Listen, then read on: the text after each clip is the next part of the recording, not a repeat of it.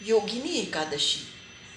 एक बार युधिष्ठिर ने भगवान श्री कृष्ण से पूछा, हे वासुदेव, हे कृष्ण, आषाढ़ मास के कृष्ण पक्ष में जो एकादशी होती है, उस एकादशी का नाम क्या है? उस एकादशी के व्रत की विधि क्या है? और उस एकादशी के महात्म का क्या पुण्य फल प्राप्त होता है?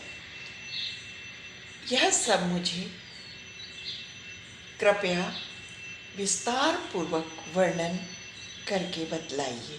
भगवान श्री कृष्ण बोले, नृपश्रेष्ठ, आषाढ़ मास के कृष्ण पक्ष में जो एकादशी होती है उसका नाम योगिनी है। योगिनी एकादशी है। यह बड़े बड़े पातकों का नाश करने वाली है।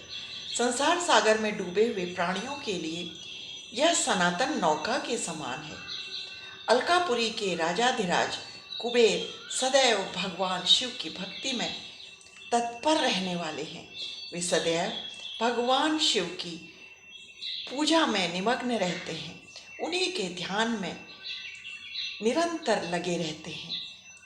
उनका हेममाली नामक एक यक्ष सेवक था जो पूजा के लिए सदैव पुष्प लाता था।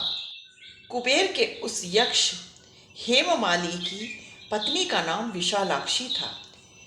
विशालाक्षी के नेत्र बड़े बड़े और सुंदर थे।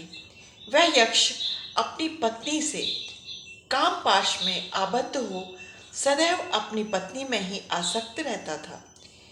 एक दिन की बात है, हेममाली मानसरोवर से पुष्प लाकर अपने घर पर ही ठहर गया और पत्नी के प्रेम पाश में खोया रह गया। अतः कुबेर के भवन में न जा सका। इधर कुबेर मंदिर में बैठकर शिव पूजन कर रहे थे। उन्होंने दोपहर तक पुष्पों के आने की प्रतीक्षा की। जब पूजा का समय व्यतीत हो गया तो यक्षराज ने कुपित होकर सेवकों से कहा। कुबेर बोले, यक्षो, दुरात्मा हेममाली अभी तक क्यों नहीं आया? यक्षों ने कहा, हे राजन, वह तो अपनी पत्नी की कामना में आसक्त होकर घर पर ही रमण कर रहा है। यह सुनकर कुबेर क्रोध से भर गए और तुरंत ही हेममाली को बुलवाया। वह आकर कुबेर के सम्मुख खड़ा हो गया। उसे देखकर कुबेर बोले, ओ पापी, अरे दुष्ट, ओ दुराचारी, तूने भगवान की अवहेलना की है। अतः कोढ़ से युक्त होकर अपनी उस प्रियतमा के वियोग से विभल होकर इस स्थान से भ्रष्ट होकर अन्यत्र चला जा। कुबेर के ऐसा कहने पर वह यक्ष उस यक्ष का पतन हो गया। वह उस स्थान से नीचे गिर गया, अर्थात यक्ष की योनि से नीचे गिर गया। कोढ़ से उसका संपूर्ण शरीर पीड़ित हो गया, परंतु शिव पूजा के प्रभाव से उसकी स्मरण शक्ति लुप्त नहीं हुई। तदंतर वह पर्वतों में श्रेष्ठ मेरुगिरी के शिखर पर गया। वहां पर उसे मुनिवर मार्कंडेय जी का दर्शन प्राप्त हुआ। पापकर्मा यक्ष ने मुनिश्री के चरणों में दंडवत प्रणाम किया। मुनिवर मार्कंडेय ने उसे भय से कांपते हुए देखा और पूछा, तुझे कोढ़ का रोग किस प्रकार हो गया? तूने ऐसा क्या किया कि तुझे कोढ़ के रोग ने दबा लिया? यक्ष बोला, हे मुनिवर, मैं कुबेर का अनुचर हेममाली हूँ। मैं प्रतिदिन मानसरोवर से पुष्प लाकर शिव पूजा के लिए कुबेर को दिया करता था। एक दिन पत्नी की आसक्ति में फंस जाने के कारण मुझे समय का ज्ञान ही नहीं रहा। अतः राजाधिराज कुबेर ने कुपित होकर मुझे शाप दे दिया, जिससे मैं कोढ़ से आक्रांत होकर अपनी प्रेतमा से बिछुड़ गया हूँ। हे मुनिश्रेष्ठ, संतों का चित्त स्वभावतः परोपकार में ही लगा रहता है। आप मेरी सारी व्यथा को जानकर मुझ अपराधी को श्रेष्ठ कर्तव्य का उपदेश दीजिए। मुनिवर मार्कंडेय जी ने कहा, तुमने सत्य कहकर मुझे प्रसन्न कर लिया है, इसलिए मैं तुम्हें कल्याणप्रद व्रत का उपदेश करता हूँ। आषाढ़ मास के कृष्ण पक्ष में जो योगिनी एकादशी होती है, तुम उस योगिनी एकादशी का विधि विधान से व्रत करो।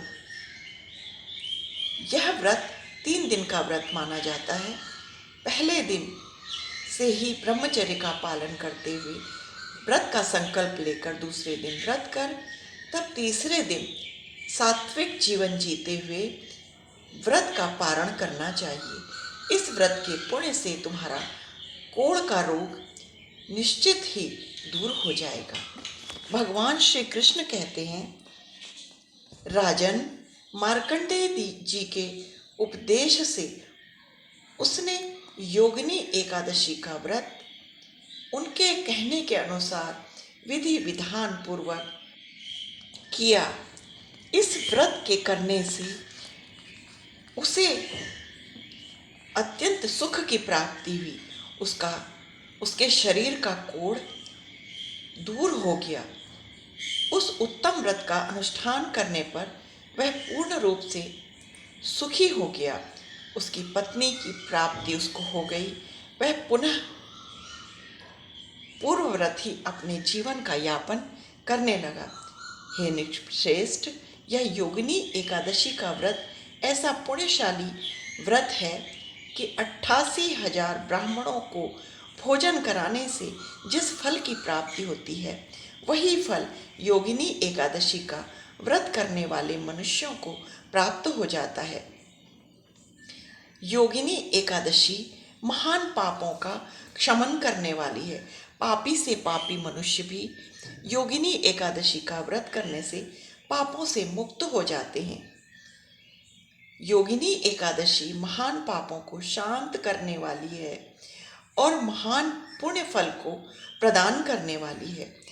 योगिनी एकादशी के महात्म्य को पढ़ने और सुनने से मनुष्य सभी प्रकार के पापों से मुक्त हो जाते हैं। अतः यत्न करके योगिनी एकादशी के व्रत का पालन सभी मनुष्यों को अवश्य कर लेना चाहिए।